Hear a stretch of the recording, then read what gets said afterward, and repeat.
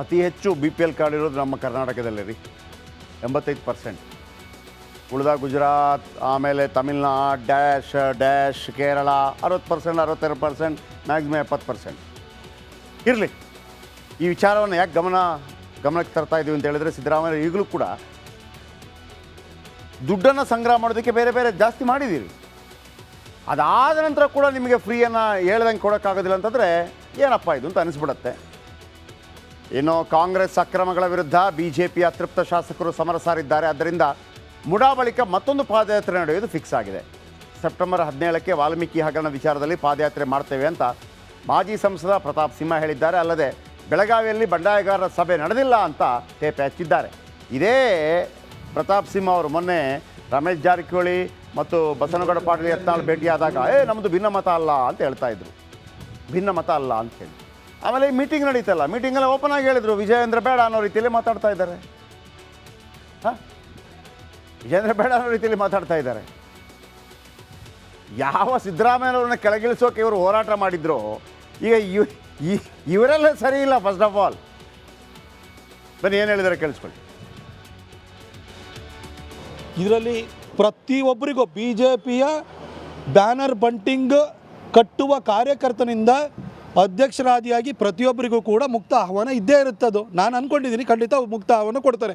ಯಾಕೆಂದರೆ ಇದರಲ್ಲಿ ಯಾರದೇ ಮೇಲಾಟ, ನನ್ನ ನಾಯಕತ್ವವನ್ನು ಪ್ರದರ್ಶನ ಮಾಡುವಂತಹ ಪಾದಯಾತ್ರೆ ಅಲ್ಲ ಇದು ನಾಯಕ ಜನಾಂಗಕ್ಕೂ ವಾಲ್ಮೀಕಿ ಜನಾಂಗಕ್ಕೆ ಆಗಿರುವಂತಹ ಅನ್ಯಾಯದ ವಿಚಾರದಲ್ಲಿ ಈ ಸರ್ಕಾರವನ್ನು ನಾವು ಹಣಿಲಿಕ್ಕೆ ಇರುವಂಥ ಒಂದು ಒಳ್ಳೆಯ ಅವಕಾಶ. ಅದಕ್ಕೋಸ್ಕರ ಈ ಪಾದಯಾತ್ರೆ ಆಯೋಜನೆ ಆಗ್ತಾಯಿದೆ. ಇದರಲ್ಲಿ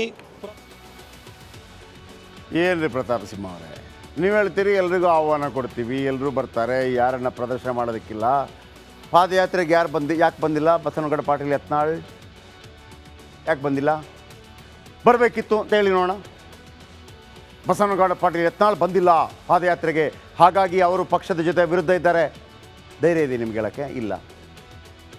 ರಮೇಶ್ ಜಾರಕಿಹೊಳಿ ಬರಬೇಕಾಗಿತ್ತು, ಯಾಕೆ ಬಂದಿಲ್ಲ? ಯಾಕೆ ಕೇಳಿಲ್ಲ ನೀವು? ಇವರು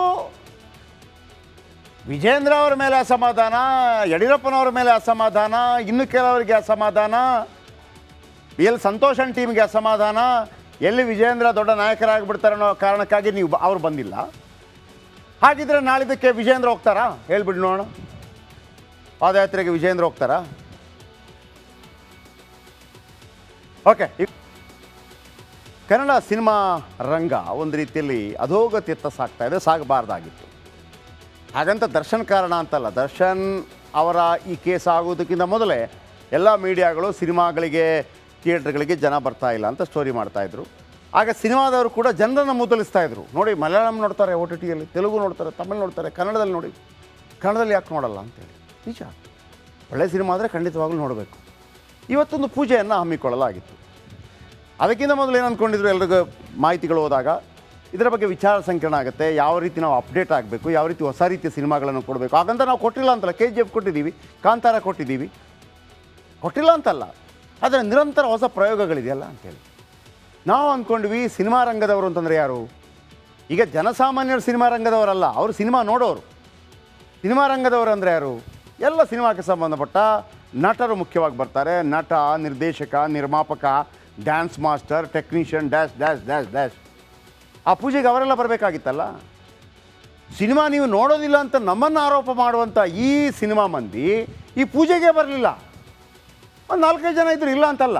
ಕಳೆದ ಕೆಲ ವರ್ಷಗಳಿಂದ ಸಂಕಷ್ಟದಲ್ಲಿದೆ ಸಿನಿಮಾ ರಂಗ.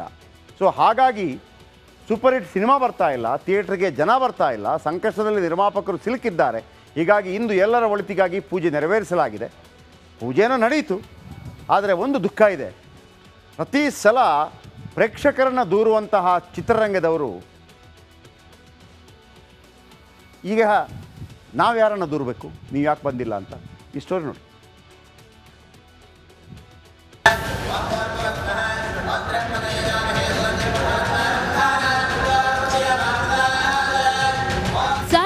ಒಟ್ನಲ್ಲಿ ಏನೂ ಸರಿಯಿಲ್ಲ. ಪುನೀತ್ ರಾಜ್ಕುಮಾರ್ ಅಕಾಲಿಕ ನಿಧನರಾದ್ರು. ಈ ವರ್ಷ ತೆರೆ ಕಂಡ ಬಹುತೇಕ ಸಿನಿಮಾಗಳು ತೋಪೆದ್ದಿವೆ. ಕೆಲ ನಟರ ಮಧ್ಯೆ ವೈಮನಸ್ಸು. ದರ್ಶನ್ ಜೈಲು ಸೇರಿದ್ರು. ಪ್ರೀತಿಸಿ ಮದುವೆಯಾದ ಚಂದನವನದ ಜೋಡಿಗಳು 1-2 ವರ್ಷಕ್ಕೆ ದೂರಾದವು. ಆದ್ದರಿಂದ ಕನ್ನಡ ಚಿತ್ರರಂಗದ ಒಳಿತಿಗಾಗಿ ಇಂದು ಹೋಮ ಹವನ ಮಾಡಲಾಗಿದೆ.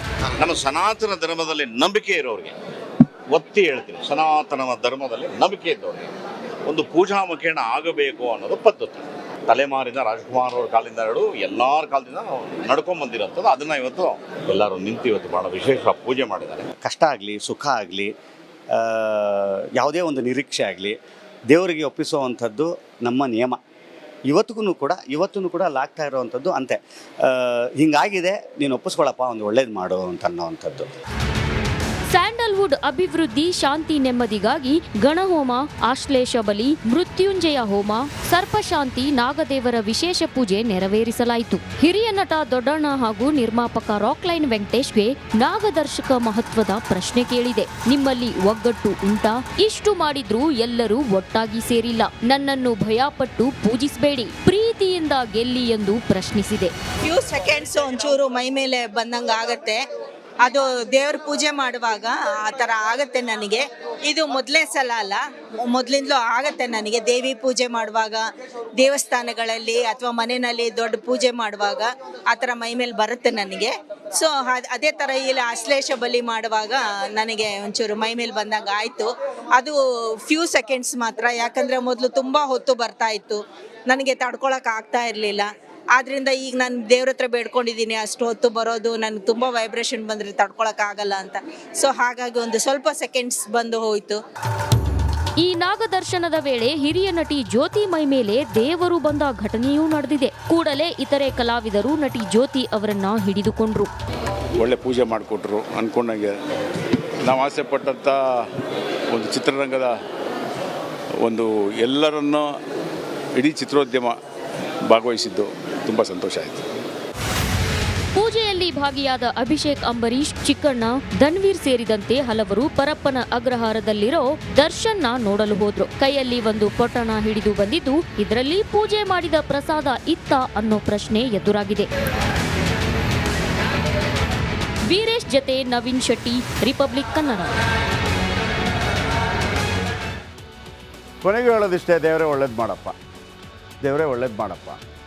ನೋಡಿ, ಇವತ್ತು 6 ಜನ ಸ್ಟಾರ್ಗಳು ನೀವು ಕಾಣ್ತೀರ, ಎಲ್ಲ ಸೂಪರ್ ಸ್ಟಾರ್ಗಳು. ಯಾರು? ಶಿವಣ್ಣ, ಸುದೀಪು, ಆಮೇಲೆ ನೋಡಿ ಒಬ್ಬರು ಹ್ಯಾಟ್ರಿಕ್ ಹೀರೋ, ಆಮೇಲೆ ಬಾದ್ಶಾ ರಿಯಲ್ ಹೀರೋ, ಆಮೇಲೆ ಒಂಟಿ ಸಲಗ, ಆಮೇಲೆ ಡಿವೈನ್ ಸ್ಟಾರ್, ಸಿಂಪಲ್ ಸ್ಟಾರ್, ಇವರೆಲ್ಲ ಸ್ಟಾರ್ಗಳು. ಮಜಾ ಏನು ಗೊತ್ತಾ? ಇವ್ರು ಯಾರೂ ಬಂದಿಲ್ಲ. ಇವ್ರು ಯಾರೂ ಬಂದಿಲ್ಲ ಮತ್ತೆ ಹೇಳ್ತಾರೆ ನಾವು ಬರಬೇಕಂತೆ ಸಿನಿಮಾ ಥಿಯೇಟ್ರಿಗೆ. ಒಳ್ಳೆ ಕಥೆ ಆಯ್ತಲ್ಲ. ಇರಲಿ ಬಿಡಿ. 2024ರಲ್ಲಿ ಏನೇನಾಯಿತು, ಸಿನಿಮಾ ರಂಗ ಹೆಂಗಿದೆ? 2024ರ ಮೇಲೆ ಅಪಾರ ಪ್ರಮಾಣದ ನಿರೀಕ್ಷೆ ಇತ್ತು. ಮೊದಲ 6 ತಿಂಗಳು ಚಿತ್ರರಂಗಕ್ಕೆ ಬರೀ ನಿರಾಸೆ ಉಂಟಾಯಿತು.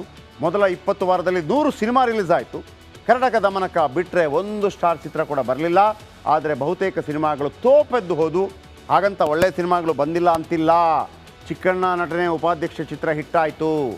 ಬ್ಲಿಂಕ್ ಶಾಕಾಹಾರಿ ಚಿತ್ರಗಳು ಜನಮನ ಸೆಳೆದವು.